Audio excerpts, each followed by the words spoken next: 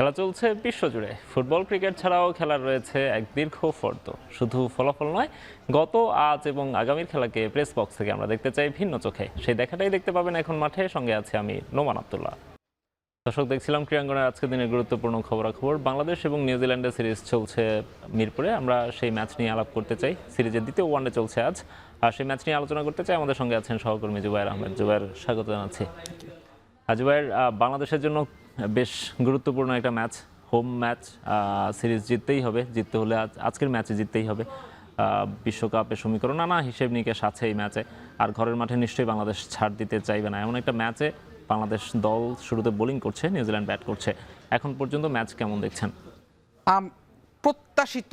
এখন পর্যন্ত ম্যাচ যেটা ছিল সেটা প্রত্যাশিত, বিকজ প্রথম ওয়ানডেতে বাংলাদেশের পেসাররা যেভাবে শুরুটা করেছিলেন, বিশেষ করে শরীফুলের বোলিং স্পেলটা দিয়ে যেভাবে বাংলাদেশ প্রচুর পরিমাণে ডট বল দিচ্ছিল, নিউজিল্যান্ডের উপর চাপ দিচ্ছিল, সেই ধারাটাই মোটামুটি আজকের দিনেও আমরা দেখলাম। এবং নাহিদ রানা আজকে যে স্পেলটা করলেন পাওয়ার প্লেতে, ইট ওয়াজ a treat to eyes for any cricket loving person. কারণ দুটো বল থেকে দুটো উইকেট যেভাবে নিয়েছেন, স্লোয়ারগুলো খুব ভালো কাজ করছিল। তার আবার তিনি যখন বাউন্স যখন দিচ্ছিলেন সেটা খুব ভালো কাজ করছে। এবং একটা জিনিসকে বাংলাদেশের যে এখন পেস বোলিং এর জন্য যে বাংলাদেশের একটা জোয়ার চলছে, সেই জোয়ারের জন্য যেই পরিমাণ আমাদের ইফোর্টটা দেওয়া দরকার, সেটার জন্য যেই পিচটা আমাদের দরকার, সেই পিচটা আজকে আমরা দেখেছি। আমরা গত ম্যাচের পিচটা নিয়ে কিন্তু সমালোচনা হয়েছিল, একটু স্লো হচ্ছিল, ব্যাটে বল ঠিকভাবে আসছিল না। কিন্তু আজকের দিনে সেটা আমরা দেখলাম না, ফার্স্ট থেকেই দেখলাম যে উইকেটে পেস ছিল, ঘাস থাকার কারণে যেটা হচ্ছে বলগুলো খুব স্মুথলি আসছিল। কিন্তু সেটাতে নিউজিল্যান্ডকে খুব বেশি যে স্বাচ্ছন্দ্য বোধ করেছে তা না। প্রচুর ডট বল ছিল। যখন ফার্স্ট উইকেটটা যখন পরে হেনরি নিকোলস, তার স্ট্রাইক রেট ছিল 50, 26 বলে 13 রান করে তিনি ফিরে গিয়েছেন, একেবারে স্বস্তি ছিলেন না। সেকেন্ড উইকেট উইল ইয়াংকে যেভাবে বাউন্সে বাংলাদেশের পেসার নাহিদ রানা পরাস্ত করলেন, সেটাও খুবই চমৎকার একটা বাউন্স ছিল। হুইলিং এর মতো একটা প্লেয়ার সেই বলটা বুঝে ওঠেনি। সো মিরপুরে আজকেও কিছুটা আনএক্সপেক্টেড, গত ম্যাচের পরে আজকে যেভাবে উইকেটটা আচরণ করেছে কিছুটা unexpected, but it was good for Bangladesh.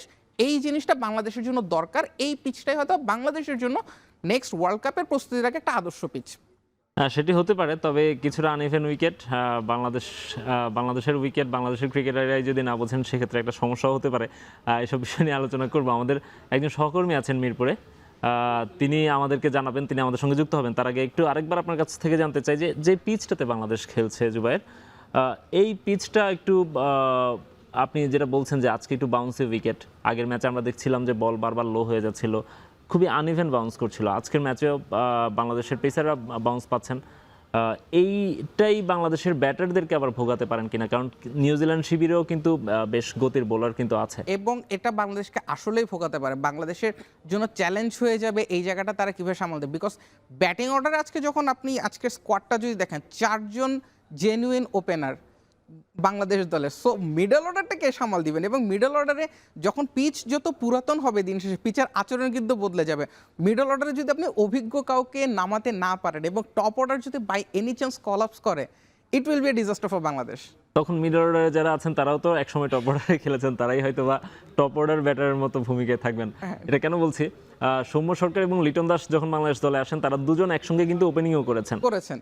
সেই দুজনকেই এখন মিডল অর্ডারে নামতে হবে, কারণ এটা মোটামুটি অবধারিত যে সাইফ হাসান এবং তানজিদ তামিম তারা ওপেন করছেন। শান্তকে আপনি 3-এর পরে 4-এ কোনোভাবে খেলাতে চাইবেন না। 4-এ লিটনকে আপনি এক্সপেরিয়েন্স করেছেন, তাহলে সৌম্য সরকারের জায়গাটা কোথায়? সৌম্য সরকার তার ক্যারিয়ারে 4, 5 এবং 6, 7 নম্বরেও খেলেছেন তিনি একটি করে ইনিংস খেলেছেন, এবং কোন ইনিংসেই তার রান 15 বা 16 বেশি নয়। সুতরাং অতীতটা কোনোভাবে সৌম্যকে সঙ্গ দিচ্ছে না। সেক্ষেত্রে সৌম্যকে যদি 4-এ নামানো হয়, লিটন দাস চলে যাবেন 5-এ, তাওহিদ হৃদয় চলে যাবেন 6-এ। সুতরাং তাওহিদ হৃদয়ের ফিনিশিং অ্যাবিলিটি গত ম্যাচে আমাদেরকে হতাশ করেছে। সুতরাং লিটন দাসকে আপনি 5-এ যদি খেলান, সেক্ষেত্রে একটা বড় ধরনের গ্যাম্বলিং কিন্তু লিটন দাসকে নিয়ে করতে হবে, যে এই জুয়াটাই বাংলাদেশ সফল হবে কিনা সেটাও একটা বড় প্রশ্ন।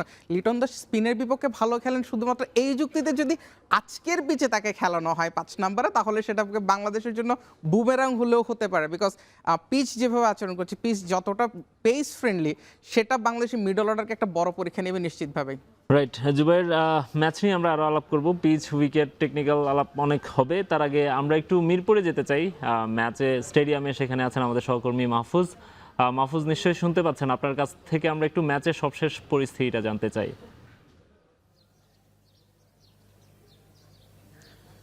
জি, যেমনটি আসলে আপনারা আলোচনা করছিলেন যে আসলে পিচে কিন্তু রান বের করাটা খুব একটা কষ্টের কাজ হয়ে দাঁড়াচ্ছে। কারণ হচ্ছে যে পিচটা অত্যাধিক পরিমাণে পেস ফ্রেন্ডলি বলে মনে হচ্ছে, যার কারণে কিন্তু বাংলাদেশের ক্যাপ্টেন এখন অবধি 4 জন পেসার ইউজ করে ফেলেছেন। সৌম্য সরকারকে অবধি বল করতে দেখা গিয়েছেন।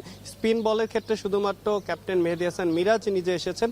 তবে শুরুর স্পেলটা যদি দেখেন একদম শুরু থেকে তাসকিন আহমেদ যথেষ্ট ভালো করেছেন। তবে যদি আলাদা করে বলতে হয় শরীফুল ইসলাম এবং নাহিদ রানা ব্যাটারদের কিন্তু আসলে পিচে থিতু হতেই খুব একটা সহজ কাজ ছিল না। সে তাদের বিপক্ষে মোকাবেলা করাটা তো আরো বড় প্রশ্ন হয়ে দাঁড়িয়েছে, কেননা এই পিচের উল্টা আচরণ করাটাতে ব্যাটসম্যানরা কিছুটা হয়তো ঘাবড়ে গিয়েছেন।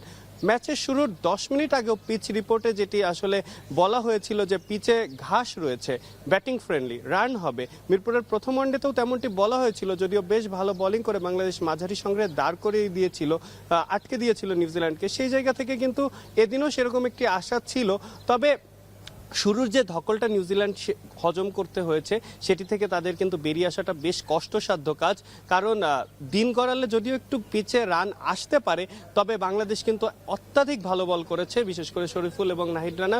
শরীফুল ইসলাম প্রথম ম্যাচে মুস্তাফিজুর রহমানের কাঁধের ইনজুরির কারণে একটুর জন্য দলে জায়গা ঢোকেন একদম শেষ মুহূর্তে। তবে শরীফুল ইসলাম 2 ম্যাচেই চমক দেখিয়েছেন। নাহিদ রানা 150, 146 এরকম গতির আশেপাশে বল করছেন এবং যেটি আসলে ব্যাটসম্যানদের জন্য নাভিশ্বাস তুলে ছাড়ছে। সেই জায়গা থেকে নিউজিল্যান্ড যদি আসলে দিন শেষে 220 বা 30 রানও তুলে ফেলে, সেটিও কিন্তু বাংলাদেশের জন্য চিন্তার। কারণ বাংলাদেশের যদি ব্যাটিং অর্ডারে দেখেন তাহলে কিন্তু 4 থেকে 5 জন ওপেনারকে, আপনি স্বীকৃত ওপেনারকে দেখতে পারবেন। মিডিল অর্ডার বাংলাদেশের সব থেকে বড় ভয়ের জায়গা। মিডিল অর্ডারে বাংলাদেশের রান আসছে না, একমাত্র তাওহিদ হৃদয় ছন্দে রয়েছেন। সেই জায়গা থেকে তিনিও যদি আসলে ব্যর্থ হন, লিটন কুমার দাসকে কোথায় খেলানো হবে, সৌম্য সরকারকে কোথায় খেলানো হবে, সেটিও কিন্তু বড় চিন্তা।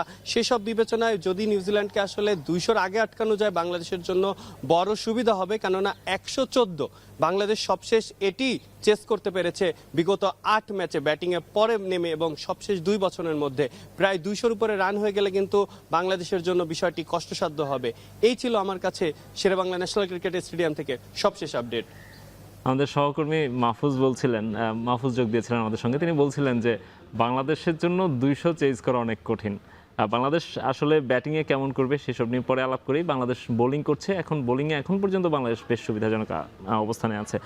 একজনকে নিয়ে স্পেশালি বলতে হয় নাহিদ রানা, সম্ভবত তার জন্য এটা একেবারে আদর্শ উইকেট। তিনি যে গতির বোলার, তিনি যে স্টাইলের বোলার, যে তিনি বাউন্স চান, বাউন্স থেকে তিনি উইকেট তুলে নিতে চান। এবং এখন পর্যন্ত আজকে তিনি নিউজিল্যান্ডের যে টিমটা এসেছে বাংলাদেশে, এখানকার সবচেয়ে অভিজ্ঞ, সবচেয়ে গুরুত্বপূর্ণ 2 জন ব্যাটারকে তিনি ফিরিয়েছেন। সো নাহিদ রানাকে নিয়ে স্পেশালি এবং পিচ এবং নাহিদ রানা দুজনকে নিয়ে আপনার কাছ থেকে শুনতে চাই। নাহিদ রানা যখন পিএসএল থেকে চলে আসেন, সেই দিন তার লাস্ট ম্যাচটার সময় পিএসএল যিনি সঞ্চালক, তিনি বাংলাদেশ ক্রিকেট বোর্ডের কাছে একটা অনুরোধ করেছিলেন যে বাংলাদেশ ক্রিকেট বোর্ড, তোমরা নাহিদ রানার যত্ন নিও। এবং যত্ন নিলে নাহিদ রানা এটা পোস্টের নিচে আমরা দেখলাম যে পিএসএল এর অনেক ফ্যানরা কমেন্ট করছিল যে Nahid Rana please come back.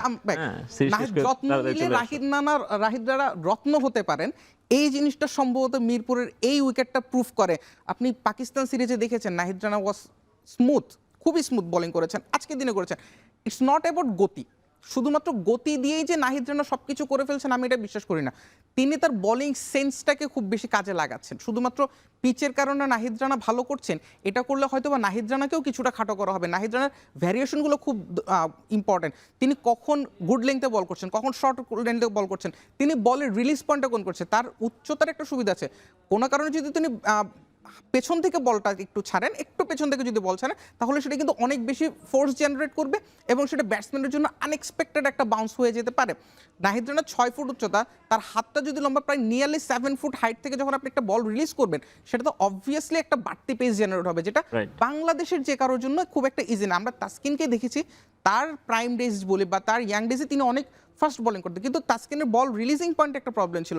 Nahid Rana সেই হিসেবে অনেক বেশি সোজা জায়গা থেকে বল করেন, তার হ্যান্ড মুভমেন্টটা একেবারেই 90 ডিগ্রি অ্যাঙ্গেলে ছাড়ে। তাহলে 90 ডিগ্রি অ্যাঙ্গেলে যখন আপনি বলটা রিলিজ করবেন, তখন সেটা পড়বে খুব স্মুথলি, এবং বাই এনি চান্স যদি সেটা ভালো জায়গায় উনি যদি ফেলতে পারেন নিয়মিত গতিতে, তাহলে সেটা খুব ভালো একটা জিনিস এনে দেবে। নাহিদ রানা 4th স্টাম্প বা 5th স্টাম্পে যে বলগুলো করছেন, সেটাতে তিনি পেসের ভ্যারিয়েশনটা যেভাবে করছেন, সেটাও কিন্তু একটা দেখার বিষয়। 4th বা 5th স্টাম্পের বলটাকে খুব ইজিলি কাভারে বা স্কোয়ার কাট করা যায়, কিন্তু নাহিদ রানা সেই অপশনটাও দিচ্ছেন না। তার পেস জেনারেটটা খুবই আনইভেন এবং তার প্ল্যানিংটা খুব চমৎকার। সো এই জায়গাগুলোতে নাহিদ রানাকে হয়তো বা বাংলাদেশের যে কোনো পেসার থেকে একটু আলাদা করে রাখছে। অ্যান্ড যদি মুস্তাফিজ থাকেন এবং যদি নাহিদ রানা থাকেন, একজন আপনার স্লোয়ারের জন্য খুবই বিখ্যাত ওয়ার্ল্ড ক্রিকেটে, আরেকজন আপনি পেস জেনারেট দিয়ে খুব বেশি ভালো করছেন। It's a very good pace bowling attack, যেটা আমরা হয়তো বা সামনের দিনগুলোতে আমরা সুফল খুব ভালো কম্বিনেশন। কিন্তু জুবাইর, একটা আক্ষেপের বিষয়, সেটা হচ্ছে যে এই যে নিজের ঘরের মাঠে নাহিদ রানা নিজের সুবিধাটুকু কাজে লাগাতে পারেন না বা নিজের পেসটাকে কাজে লাগাতে পারেন না, সবসময় আইডিয়াল উইকেটটা কিন্তু তিনি পান না। যেমন গত ম্যাচে আমরা দেখেছি, গত ম্যাচে কিন্তু উইকেটটা একেবারেই নাহিদ রানার জন্য ছিল না। অনেকেই বলছিলেন যে আপনি স্পিন উইকেট যদি বানান বা আপনি যদি এরকম বল লো হয়ে যাচ্ছে যে পিচে, সেই পিচে যদি আপনি বানান বা আগের মতোই বরাবরের মতো মিরপুরের উইকেট বানান, তাহলে আপনি নাহিদ রানাকে কেন ব্যাক করালেন পিএসএল থেকে?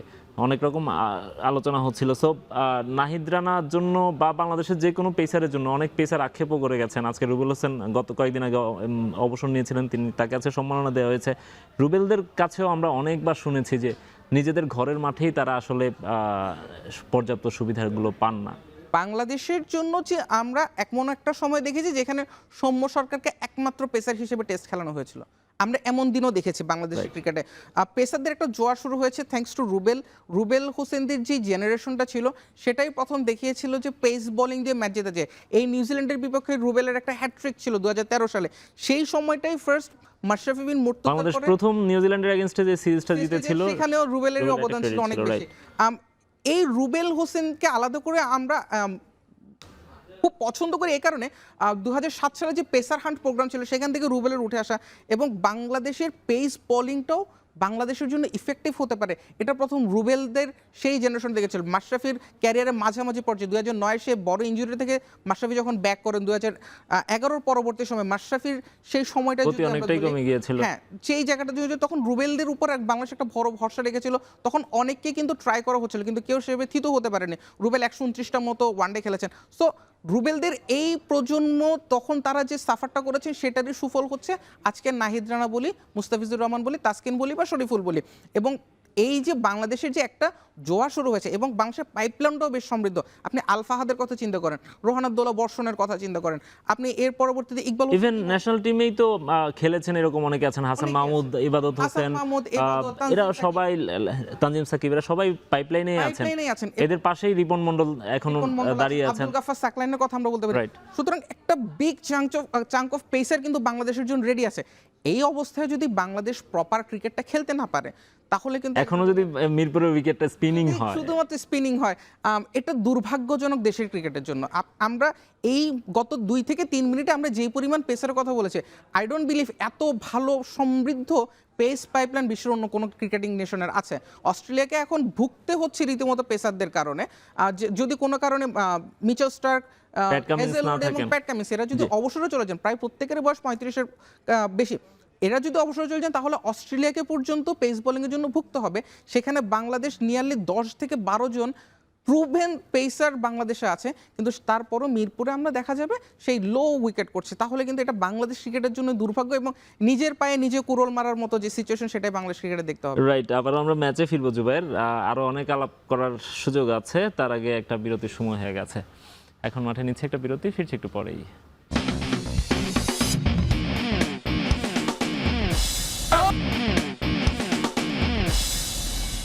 বিরতির পর ফিরে এলাম, দেখছেন এখন মাঠে।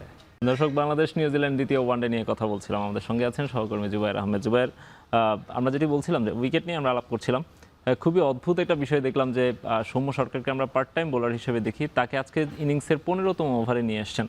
অর্থাৎ পেসাররা যে সুবিধাটা পাচ্ছেন তারই সুযোগটা নেওয়ার চেষ্টা করেছেন অধিনায়ক মিরাজ, কিন্তু এবং তিনি একটা উইকেটও পেয়েছেন, একটা ব্রেক থ্রুও দিয়েছেন। কিন্তু কিছুটা অবাক করার বিষয় ছিল কিনা যে সৌম্যকে এই সময়ে এখানে এভাবে দেখা? সৌম্যকে এই সময়ে এখানটায় নিয়ে আসার আরেকটা কিন্তু রূপক অর্থ আছে। প্রথম কথা যেটা, ইটস এ গুড কল ক্যাপ্টেনের কাছ থেকে, এটা এবং বলবো সাহসী কল, যে এই জায়গাটায় সৌম্যকে 15তম ওভারে ইন্ট্রোডিউস করাটা, এটা একটা সাহসী কল ছিল এবং সেই জায়গাটায় মিরাজ সফল, সৌম্য সরকারকে ক্রেডিট দিতেই হয় এবং টম ল্যাথামের মতো গুরুত্বপূর্ণ একটা উইকেট নিয়ে ফেলেছেন।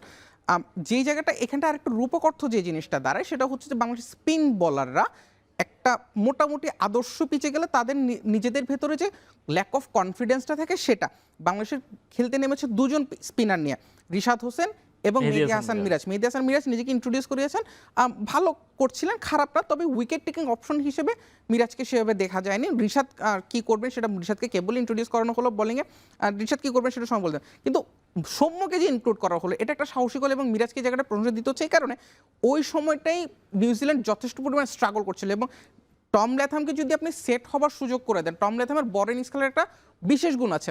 আমরা যদি 2019 ওয়ার্ল্ড কাপের একটা কথাটাও যদি রিকল করি, যখন নিউজিল্যান্ড একেবারে ড্রপ হয়ে যাচ্ছিল ম্যাচ থেকে ইন্ডিয়ার বিপক্ষে সেমিফাইনালে, সেই সময় টম ল্যাথামই একা হাতে নিউজিল্যান্ডকে জয়ের জন্য যে স্কোরটা দরকার সেটা এনে দিয়েছিল। সুতরাং টম ল্যাথামকে ফেরানোর জন্য সৌম্যকে নিয়ে আসা এবং উইকেটের পেছনে লিটন দাসের ক্যাচ দুটোই খুব ভালো ছিল। বাংলাদেশ এই জায়গাটাই অন্তত মিরাজকে হয়তো বা ক্রেডিট দিতেই চাইবে। জুবের, আরেকটা বিষয়, উইকেট নিয়ে আলাপটা শেষ করে দিতে চাই, কিন্তু আসলে শেষ করতে গিয়েও শেষ হচ্ছিল না। আপনার মনে আছে কি না, আপনি নিজেই বলেছিলেন যে আমরা সিরিজ শুরুর আগে একদিন আলাপ করেছিলাম, আর সেখানে আপনি বলছিলেন যে সাদা বলের ক্রিকেটে কে হচ্ছে উইকেটের সুবিধা নেয়, তারপরেও বাংলাদেশ বারবারই সেই সুবিধাটা নিতে চায়। কিন্তু আমরা প্রায়ই দেখি যে মিরপুরের উইকেটটা বাংলাদেশের ক্রিকেটারদের কাছে অনেকটা অপরিচিত হয়ে ওঠে। ইভেন তামিম ইকবাল, আমার মনে আছে একটা প্রেস কনফারেন্সে তামিম ইকবাল অথবা সাকিব আল হাসান বলেছিলেন যে মিরপুরের উইকেটটা আমরা নিজেরাও চিনি না। বাংলাদেশের সবচেয়ে অভিজ্ঞ ক্রিকেটাররা এই কথাটা বলছেন। এইটা নিয়েই আসলে অনেক আলাপ হয়। আজকের উইকেটটা যেরকম আমরা ধারণা করছি আর কি, যে এই উইকেটটাতেও বাংলাদেশকে হয়তো সাফার করতে হতে পারে ব্যাটিংয়ে যখন তারা নামবেন বা চেজ করতে যখন যাবেন। সো উইকেটটা কেন বাংলাদেশের কাছে, নিজেদের ঘরের উইকেটটা কেন বাংলাদেশের কাছে অপরিচিত থাকবে? বাংলাদেশের নিজেদের কাছে অপরিচিত থাকার সবচেয়ে বড় রিজন ঘরোয়া ক্রিকেট। আমাদের ঘরোয়া ক্রিকেটে যে মাঠগুলোতে খেলা হয় সেটা ঘরোয়া ক্রিকেটের অনেকগুলো ম্যাচ কিন্তু মিরপুরেও হচ্ছে, এবং আপনি যদি ঘরোয়া ক্রিকেটের প্যাটার্নগুলো দেখেন সেটা হচ্ছে বিকেএসপির যেই 1, 3 এবং 4-এ সবচেয়ে বেশি খেলা হয়, এরপরে হচ্ছে বাকি যে পূর্বাঞ্চলে কিছু খেলা হয়, পিকেএসপিতে কিছু খেলা হয়। পিকেএসপিতে আপনি অদম্য টি20তেও দেখবেন রান খুবই কম হচ্ছিল, 120-এর নিচে করে এক একটা দল আউট হয়ে যাচ্ছে। বিকেএসপির উইকেটগুলো আমরা সেভাবে, বিকেএসপির যদিও খেলোয়াড় তৈরির কারখানা, কিন্তু তাদেরকে রেডি করা হয় খুবই নিম্নমানের কিছু উইকেটে। যখন সারাটা বছর যখন এক একজন ক্রিকেটার এত নিম্নমানের উইকেটে খেলবেন, তিনি যখন ইন্টারন্যাশনাল স্টেজে আসবেন তখন যদি মোটামুটি কিছুটা ফ্রেন্ডলি উইকেটও, ব্যাটিং ফ্রেন্ডলি বা কিছুটা যদি আমরা প্রপার উইকেটও যখন তৈরি করা হয় তখন তারা সেটা দেখা যাবে। কারণ আপনি প্রিপারেশন ভালো না থাকলে সেটা দিন শেষে আপনার রেজাল্ট কখনোই ভালো হবে না। সুতরাং সব কিছুই হয় এই প্রিপারেশনগুলোতে। সৌরভ গাঙ্গুলি যখন তিনি ন্যাশনাল টিম থেকে যখন বাদ পড়েন, তিনি তখন সারা ভারত ঘুরে ঘুরে রঞ্জি খেলেছিলেন নিজেকে ফিট প্রমাণ করার জন্য। তো সারা বছর সেই রঞ্জি খেলার সুফলটা সৌরভ গাঙ্গুলি পরবর্তীতে পেয়েছিলেন। বাংলাদেশ যদি সারা বছর যদি বাজে উইকেটে খেলে, সেখান থেকে আমি একটা সিরিজে এসে খুব ভালো করে ফেলবো, সেই প্রত্যাশাটা বাংলাদেশ হয়তো বা না করাটাই ভালো। এবং বাংলাদেশে কিন্তু সেটা বারবার প্রমাণিত হয়েছে। আপনি দেখবেন ডোমেস্টিক ক্রিকেটে যারা রান মেশিন বলি আমরা, প্রচুর রান করছে, তারা ইন্টারন্যাশনাল ক্রিকেটে এসে বারবার ফ্লপ করেছেন, বারবার সুযোগ দেওয়া হয়েছে, বারবার ফ্লপ করেছেন। এনামুল হক বিজয়ের ক্যারিয়ারটা দেখলে সম্ভবত আপনি এই প্রশ্নের উত্তরটা পেয়ে যাবেন। এখন যিনি নির্বাচক আছেন নাঈম ইসলাম, তিনি ভালো খেলতে খেলতে বাদ পড়েছিলেন, তারপরও তিনি কিন্তু ঘরোয়া ক্রিকেটে অনেক রান করেছেন, কিন্তু তিনি আর সেভাবে ন্যাশনাল সার্কিট হিসেবে নিজেকে আর পরবর্তী ধরতে পারেননি। সো এই জিনিসগুলো থেকে প্রমাদ, কারণ একটা ক্রিকেটার, আপনি নাইম শেখের কথাই যদি বলি, একটা ক্রিকেটার বিপিএলে তিনি 522 রান করে রেকর্ড করে ফেলছেন, তিনি ঢাকা প্রিমিয়ার লিগের সর্বোচ্চ রান স্কোরার। এনামুল হক বিজয় 100 করেছেন সম্ভবত 50টার মতো। এত কিছুর পরও যখন ইন্টারন্যাশনাল স্টেজে আসছেন তারা কলাপস করছেন। এই জায়গাগুলো থেকে বলা যায় যে বাংলাদেশ ক্রিকেটের ঘরোয়া ক্রিকেটের যে দুর্বল দশা, সেটারই একটা প্রতিফলন হচ্ছে এই জিনিসগুলো হয় যে আন্তর্জাতিক স্টেজে আমরা কোনো কিছু করতে পারি না। আন্ডার-19-এ যারা বিশ্বকাপ জেতেন তারা বড় কিছু করতে পারেন না পরবর্তী, অথচ তাদের সমসাময়িক ওয়ার্ল্ড ক্রিকেটকে শাসন করেন। সো এই জায়গাগুলোতে ঘরোয়া ক্রিকেটের যদি উন্নতি হয় তাহলে হয়তো বা পিচ নিয়ে যে আমাদের যে চিন্তা ভাবনাগুলো আছে, দীর্ঘদিনের যে দুশ্চিন্তা আছে, সেগুলো হয়তো বা কেটে যাবে। রাইট। জুবাইর, এখন পর্যন্ত ম্যাচের যে সিচুয়েশন আমরা দেখছি যে নিউজিল্যান্ডের যে 11টা তারা নামিয়েছে, সেখানকার সবচেয়ে ভালো, সবচেয়ে অভিজ্ঞ 3জনকেই বাংলাদেশ দলের মধ্যে ফিরিয়েছে, নিকোলস, উইলিয়াং বা টম লেথাম। কিন্তু আমরা দেখছি যে এটা দুশ্চিন্তার কারণ হয়ে উঠছেন নিক কেলি, রাইট। তো নিক কেলি যেভাবে খেলছেন এখন পর্যন্ত, দেখলাম যে অন্যরা যেখানে সাফার করছেন তিনি বেশ ভালোভাবেই ব্যাট চালাচ্ছেন, ওপেনার মোটামুটি 80-র কাছাকাছি স্ট্রাইক রেটে খেলছেন। তিনি একটা বড় দুশ্চিন্তার কারণ হয়ে উঠেছেন। তিনি যদি এই একটা বড় ইনিংস খেলেন বা টার্গেটটা যদি নিয়ে যান 200-র উপরে, আমাদের যেটি সহকর্মী মাহফুজও বলছিলেন, সেক্ষেত্রে বাংলাদেশকে আসলে কতটা বিপদে পড়তে হতে পারে? নিক কেলির ব্যাটিংয়ের সবচেয়ে বড় যে স্ট্রেংথ যেটা হচ্ছেন, তিনি ব্যাকফুটে খুব ভালো খেলছেন।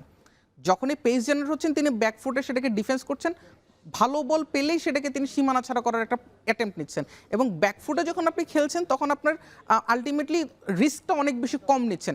স্ট্রাইক রোটেশনটা খুব ভালো, মাহমুদ আব্বাস তাকে খুব ভালো সঙ্গ দিচ্ছেন। মাহমুদ আব্বাস নিজে উইকেটে এসে 2-4 দেখা পেয়েছিলেন বটে, কিন্তু তিনিও নিজের সময়ের সাথে সাথে তিনি নিজেকে একটু পেছনে রেখেছেন, ক্যালিকে সুযোগ করে দিচ্ছেন এবং ক্যালি খুব কনফিডেন্টলি খেলছেন।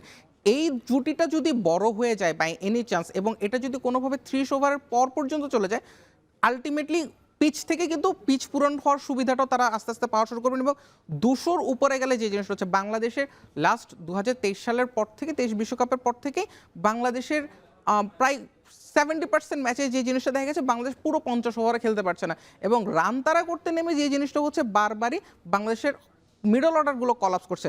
200-র পরে গেলে বাংলাদেশের জন্য সবচেয়ে বড় যে দুশ্চিন্তাটা হয়ে যাবে সেটা হচ্ছে যে রান তারা করার যে মানসিকতাটা, সেই জিনিসটাতে বাংলাদেশের জন্য একটা সমস্যা হয়ে যাবে। আর যদি কোনো কারণে নিউজিল্যান্ডের পেস অ্যাটাকটা ঠিক একই রকম শুরু পেয়ে যায় বাংলাদেশ যেটা পেয়েছে, বাংলাদেশের জন্য রান তারা করাটা খুবই টাফ, কারণ অভ্যেস না থাকার যে ব্যাপারটা, এবং আপনার ব্যাটিং লাইন আপ যখন খুবই আনস্টেবল, আপনি জানেন না আপনি কাকে কখন খেলাবেন, বা কে ওই যাকেই যখন খেলাবেন সেটা যদি জেনেও থাকেন তিনি সেটার জন্য উপযুক্ত কিনা, তিনি সেই রোল প্লে করার জন্য উপযুক্ত কিনা, সেটাও আপনি জানেন না। সো এই জায়গাগুলোতে বাংলাদেশের জন্য চ্যালেঞ্জিং। খুব দ্রুত যদি বোলিংয়ে যদি ভালো কোনো চেঞ্জ আনা যায়, আমরা জানি না নাহিদ রানা পরের স্পেলটা মিরাজ কখন ইন্ট্রোডিউস করাবেন, আমরা যদি সেটা করা হয়, তাসকিনকে যদি মিডল, নাহিদ রানা এই মুহূর্তে আবারও বোলিং করছেন বলে আমরা জানছি, সেক্ষেত্রে নিশ্চয়ই নাহিদ রানার কাছ থেকে আমরা আশা করব যে আরেকটা ব্রেক থ্রু তিনি যদি দিতে পারেন বাংলাদেশের জন্য, এই মুহূর্তে সম্ভবত একটা বড় আশীর্বাদ হয়ে উঠতে পারেন। মেহেদী হাসান মিরাজ নাহিদ রানাকে আবার নিয়ে এসেছেন, এটা একটা ভালো দিক। সেক্ষেত্রে যদি নাহিদ রানার সঙ্গে যদি স্পিনার হিসেবে যদি রিশাদকে ট্রাই করানো যায়, রিশাদ বোলিং করছিলেন যেমনটা দেখছিলাম একটু আগেও, রিশাদ এবং নাহিদ রানার কম্বিনেশনটা দুজনই এই ধরনের পিচে খুব ভালো বল করে। রিশাদকে আমরা দেখেছি বিগ ব্যাশও তিনি উইকেট টেকিং বলার হিসেবে বেশ ভালো করছিলেন। নাহিদ রানার সাথে রিশাদের এই কম্বিনেশনটা যদি বাংলাদেশকে একটা ব্রেক এনে দেয়, হয়তো বাংলাদেশ আরেকবার ম্যাচে ফেরার সুযোগ পাবে। রাইট, জুবাইর, ম্যাচ নিয়ে আমরা আরও আলোচনা করব, তার আগে আরেকটা বিরতি নিব। এখন মাঠে নিচ্ছে আরও একটা বিরতি, ফিরছি একটু পরেই।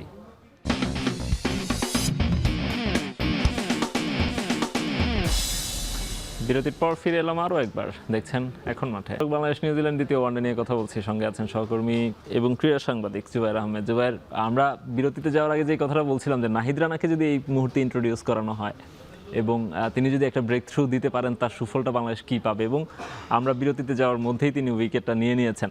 নাহিদ রানা আজকের ম্যাচের জন্য নিশ্চয়ই একটা বড় হিরো।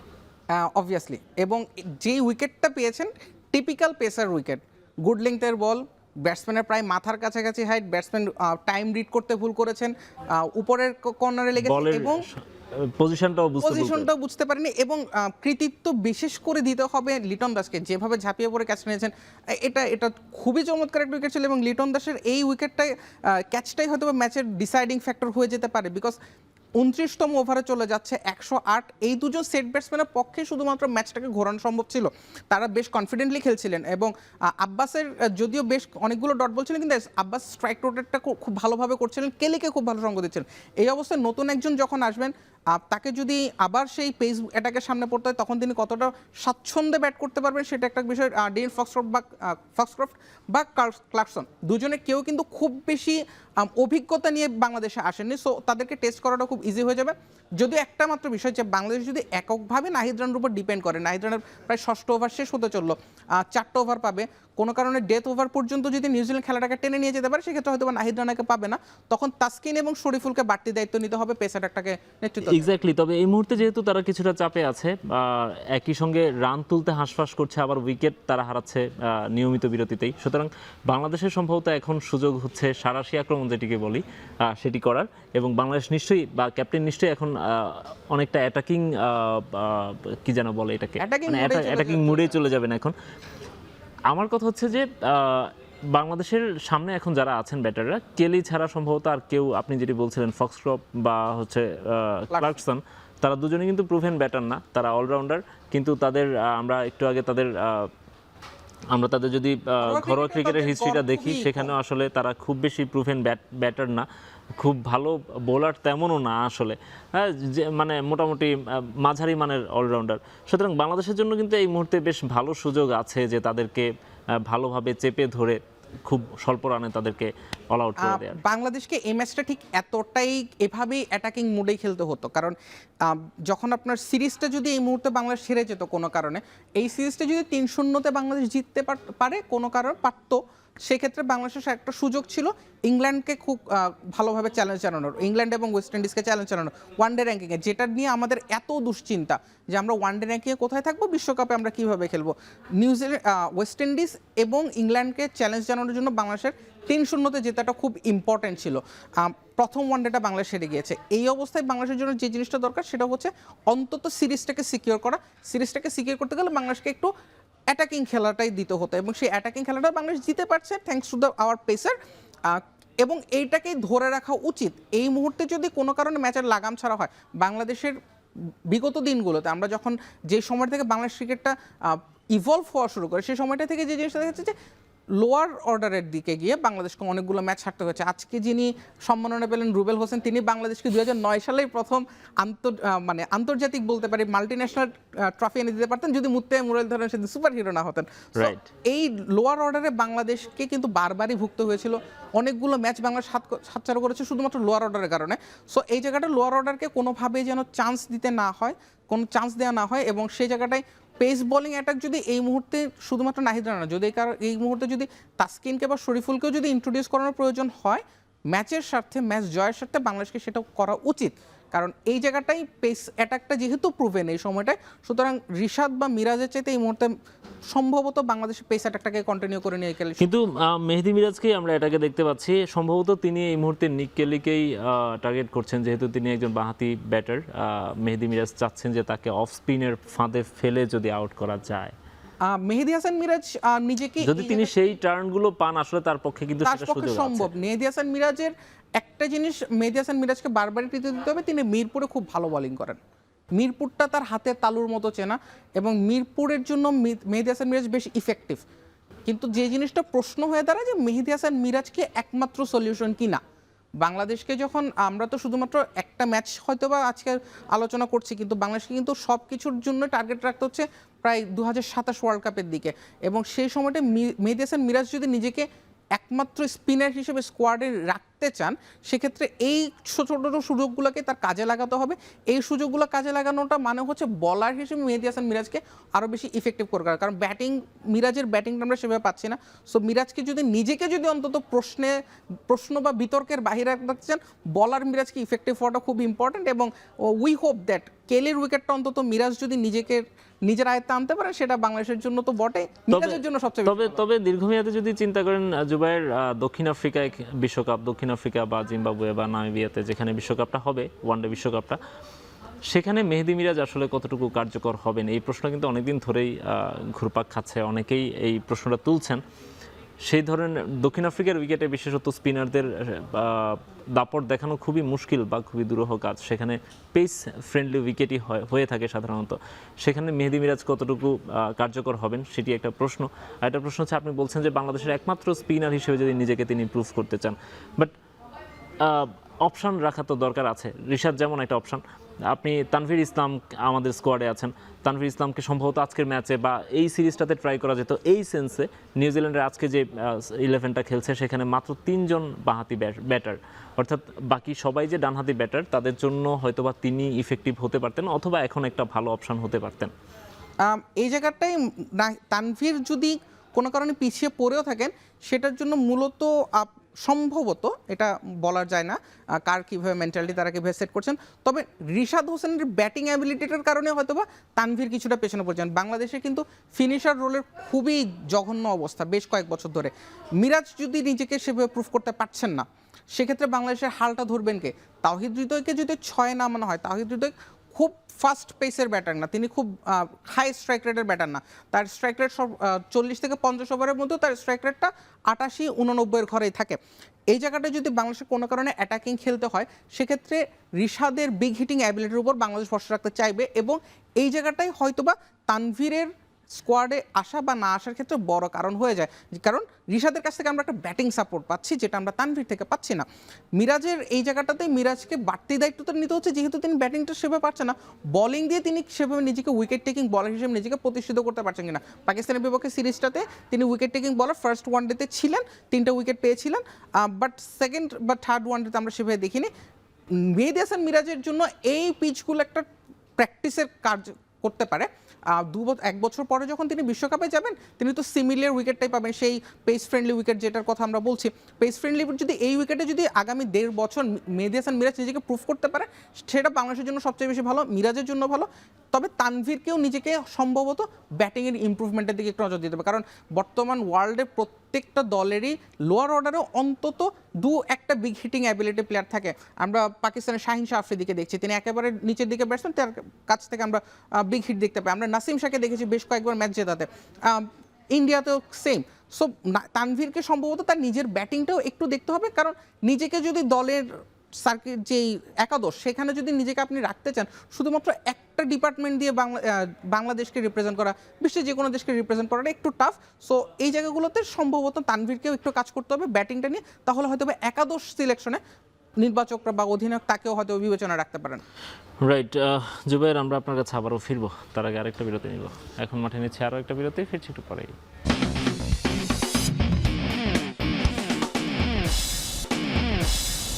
বিরতির পর ফিরে এলাম আরও একবার, আপনারা দেখছেন এখন মাঠে। জুবাইর, আমরা যেটা বলছিলাম যে ম্যাচ নিয়ে আমরা আলাপ করছিলাম, বারবারই বাংলাদেশের ব্যাটিংটা নিয়ে আলাপ আসছিল।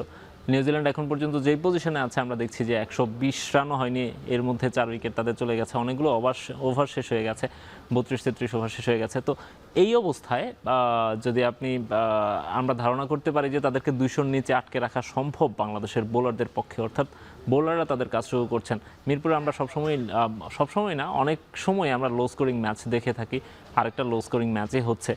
কিন্তু বাংলাদেশের ব্যাটারদের পক্ষে ধরুন তাদেরকে 200-র নিচে আটকে রাখলেন বোলাররা, বাট বাংলাদেশের ব্যাটাররা সেটি চেজ করার সামর্থ্য রাখেন কিনা আজকে যে ব্যাটাররা আছেন?